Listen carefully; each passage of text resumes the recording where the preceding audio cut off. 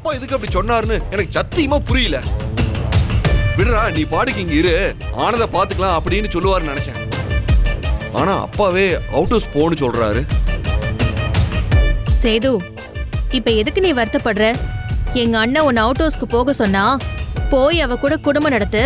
சாயங்காலம் அவளுக்கு மல்லிப்பூவும் அல்வாவும் வாங்கி கொடு. அவ வயித்துல வளர்ற குழந்தைய நல்லபடியா பாத்துக்கோ நான் சொன்னாரு.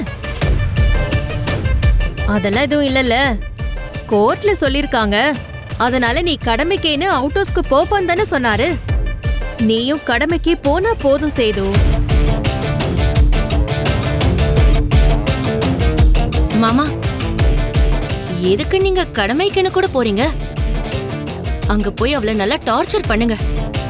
அவளுக்கு எவ்ளோ தைரியம் இருந்தா இவ்ளோ பொய் சொன்னதுக்கு அப்புறமும் இந்த வீட்ல நான் வாழணும்னு சொல்லி உங்களை வெறுப்பேத்துறதுக்கு இங்க வந்திருப்பான். எனக்கு என்னமோ அவ வேணும்னே உங்களை வெறுப்பேத்துறதுக்காக இப்படி ஒரு விஷயத்த சொல்றாளோன்னு எனக்கு தோணுது. நீங்க போய் அவ கூடவே இருந்து 24 மணி நேரமும் அவளை டார்ச்சர் பண்ணுங்க. நீங்க பண்ற டார்ச்சர்ல அவ துண்ட காணோம் துணிய காணோன்னு ஐயோ நான் என் அப்பா வீட்டுக்கு போயிடுறேன்னு பைய எடுத்துட்டு ஓடிடணும். அந்த மாதிரி ஒரு காரியத்தை பண்ணுங்க.